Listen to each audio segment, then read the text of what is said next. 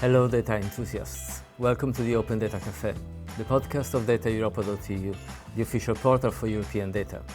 In each episode our fantastic guests will share insights and experiences on open data, whether we're talking about how open data can foster transparency in government, kickstart innovative new businesses, enable powerful AIs, or empower citizens like you and me, we've got it all covered.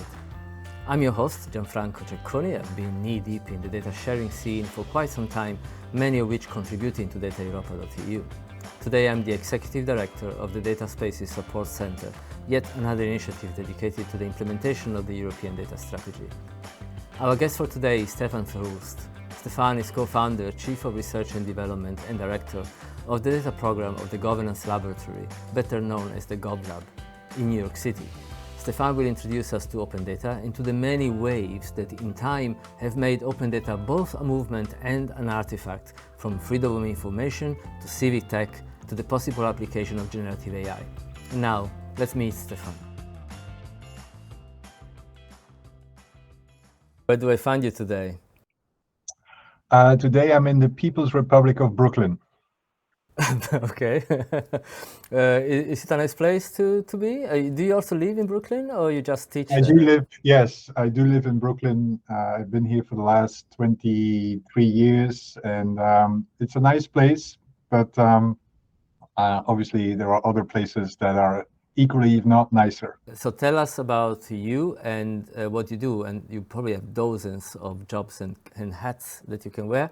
Pick the top three, perhaps, that you like before we go down on the topic of today. Yeah, sure. And again, thanks, Gianfranco, for having me. So I'm Stefan Verhulst. I'm the co-founder of two organizations. One is called the GovLab, or Governance Laboratory, which is an action research center. So we are based here in New York, and we focus on how do we transform the way we make decisions in society, how do we make them more legitimate and more effective. And we do this by focusing on leveraging new technology and science. And specifically, within that context, we look into how do we connect with people in new ways, which we quite often call collective intelligence, but also how do we then leverage data in new ways so that decisions become more data-driven, evidence-based. And so the other organization is called the Data Tank, and that's a recent organization that was created and launched in March of this year. And so the Data Tank is a do and think tank based in Brussels, and the Data Tank seeks to unlock data for the common good in a way that is responsible and systematic. And so these are kind of the two organizations that I guess will represent today. But on top of that, I'm also a research professor here at the Tandon School of Engineering, which is part of New York University.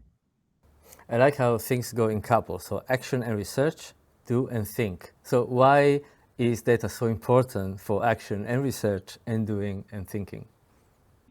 Well, obviously, without data, and especially without quality data, it's very hard to understand what is the current situation and what's the current problem we seek to solve, for which we need to make decisions. It's also very hard to understand why we are in the current situation. Not only what is the current situation, but why is it that we are in the current situation? And equally important is to leverage data to then understand how that might evolve. And so these are kind of the three reasons why we advance and look into unlocking data. And then the fourth one that we typically bring to the table is that if you then start making decisions based upon that deeper understanding, you also then have to start measuring whether anything makes a difference. And for that, you also need data. There's one point that I need, of course, to drill you a little about. This is the first episode in a series when we are going to talk about open data almost every other second. And as the first episode, I must ask you, what is open data? So open data is both a movement and also, of course, an artifact. As it relates to a movement, it's a movement to really unlock data that resides within government, that has been generated by government through the ways they go about the business of government. I mean, government collects a lot of data, especially now that government has moved into a digital mode. There's a lot of data that is being collected that, if made available, would also empower society in new ways. And so the open data is, on the one hand, a movement, but obviously when we talk about open data, it's also an artifact, both in terms of data that is made accessible, quite often in free and computable manner, so that actually it is freely available, and it can be computed, by which we mean it can be reused for other purposes to make sense of it in ways that was not anticipated at the time of collection. And obviously, this is then also quite often translated in the technical terms by thinking about platforms on how open data is being provided. So it's a movement, it's an artifact, and it's also quite often a platform. I like how you reminded me, and how precise you were. The first thing, so straight, it's a movement and an artifact. When I started in open data myself about 10 years ago with the Open Data Institute in London, I thought I was just experimenting a new kind of data science, some kind of special branch, a bit of an eccentric one. In reality, I found myself a few years later being a bit of an activist rather than a data scientist. The ideology of it that makes the movement became quite quickly much more relevant and stronger than the mere technology of cleaning up a data set, so preparing it for publishing with a proper license. And that probably is still the spirit that drives me the most in my choice of work and missions, let's say, in what I do. I have a feeling that may be very close to your own experience. You said you've been there for a very long time, and the GovLab particularly, you described it, is about technology in general, but in most cases I associate you to data. And by the way, for the listeners at home, data is one of the main topics I actually read from you about. Your LinkedIn is an education, right? There's always something very interesting to read. And it is actually by reading from you that I learned your way by which you describe waves of open data. And that may be a nice way perhaps to spend this kind of half an hour together. There are 3 or perhaps 4. How do you frame the topic? Why there are waves of open data? Thanks, Gianfranco. And I think we are about to enter the 4th wave of open data. But we developed the concept of the 3rd waves of open data, mainly to illustrate that open data is a movement, but it's also not a static movement, right? Things evolve, we learn, and we subsequently adjust. And we also need to understand that the different waves of open data provide building blocks upon the next wave can be built upon. So it's not about one wave replaces the other wave. And so when we talk about the 3 waves of open data, the first wave, we specifically focus on freedom of information, which obviously was a different kind of wave, because there it was really about accountability of government. It was really about providing access to data when requested in a manner that can be used quite often by activists, quite often by lawyers, or by journalists. Now, the second wave, and that's the one where Gianfranco, we initially met, is then really providing access to data that government has collected by through transactions or through other means of doing business as government. And so here, the second wave was basically to complement freedom of information in order to indeed make government more accountable, but also go beyond the issue of accountability and transparency, and to acknowledge that data that government has is an asset for society that can be leveraged in order to improve society as well. And I think that's the second wave, where we realized it's not just about freedom of information, it's also about making sure that the data that government has collected can be made available as without asking for it, right? So made available on a platform so that those that have a question that can be answered through open data can, without asking, go to the platform, download the data, and subsequently generate value for themselves and for society as well. And so that was the second wave. And here that coincided also with actually the creation and the I would say the arrival of civic tech, because the first wave was mainly focused on kind of, as I mentioned, lawyers quite often political or other activists, quite often journalists, but the civic tech movement was the one that really pushed for access to data so that they could come up with new apps that was data driven, such as, for instance, when does the bus show up, or where should I go to the hospital in order for certain kinds of treatment, so that you actually enabled this individuals to make better decisions based upon the data that government has. Now, the lesson from the second wave was that a lot of the data was put at the table, was put on the platforms, but unfortunately was never used or was not aligned with the demand for data. And so the third wave for data that we have advocated for, but also that actually we witnessed as kind of a normal evolution of the open data, the second wave of open data was where open data was not published by default, but was published with purpose.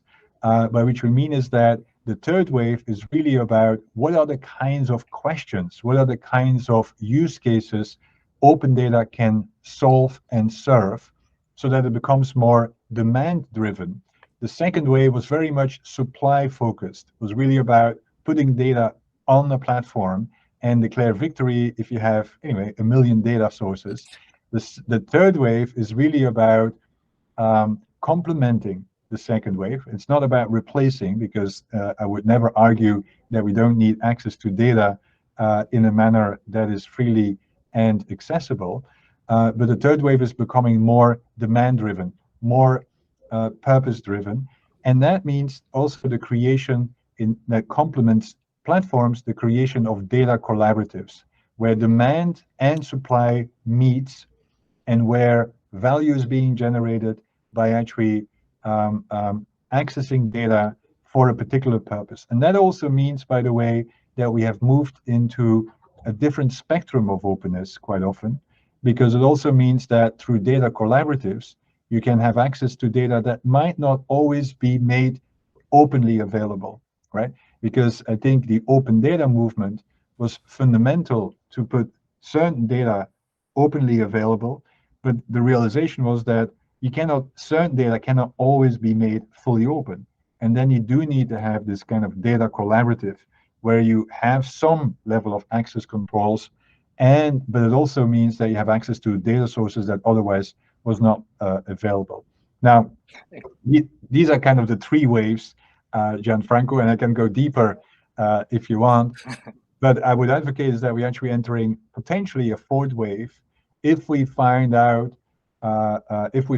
how to also leverage generative AI, for instance, to make open data more conversational.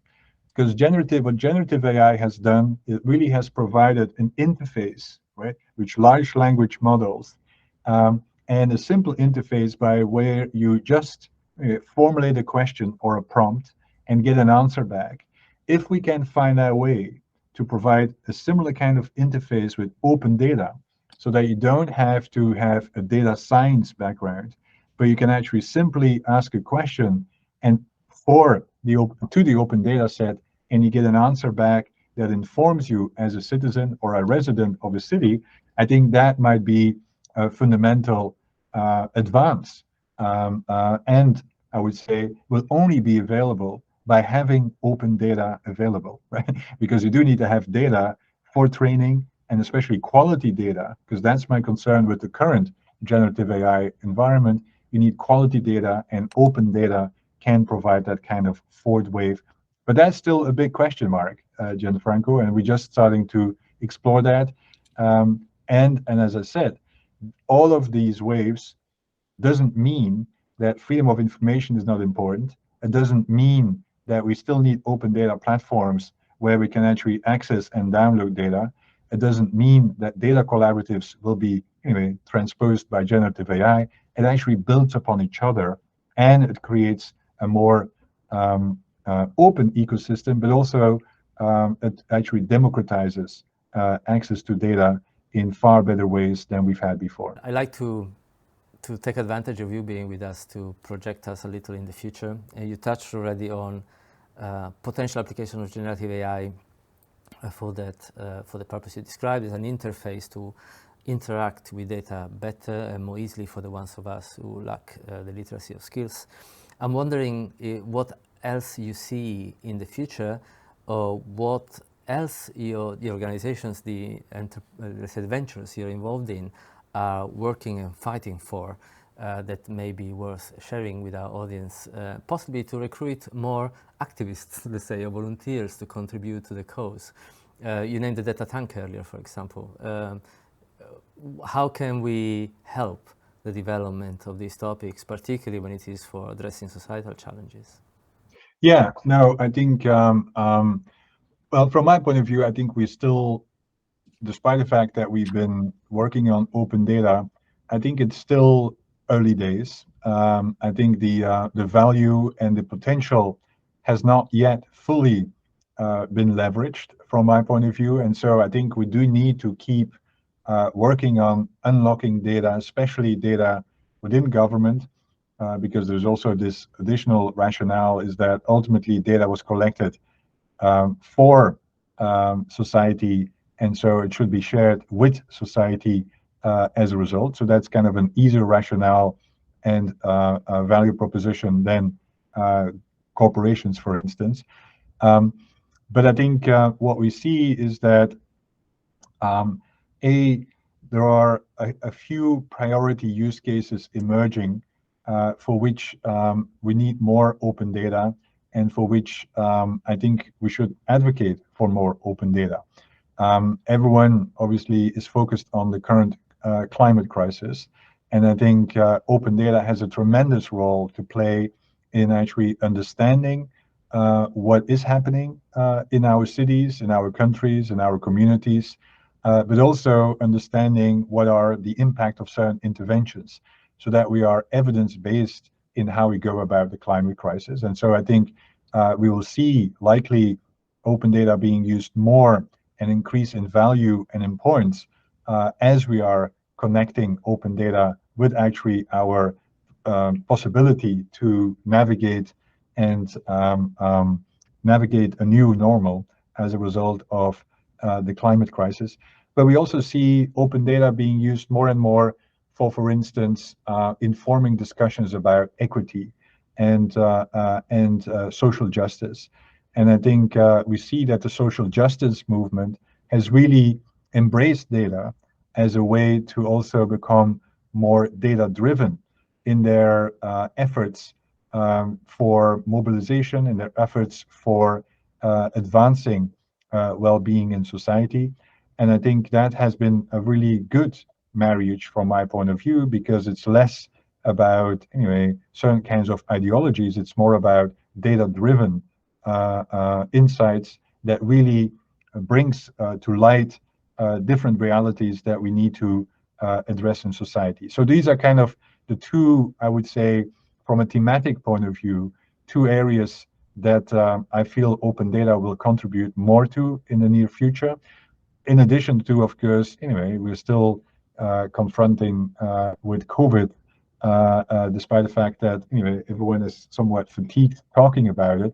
But it remains important to also, of course, have health data, which is, of course, not personal health data, but data about, for instance, areas of concern with regard to distancing and so on, or availability of masks or pharmaceutical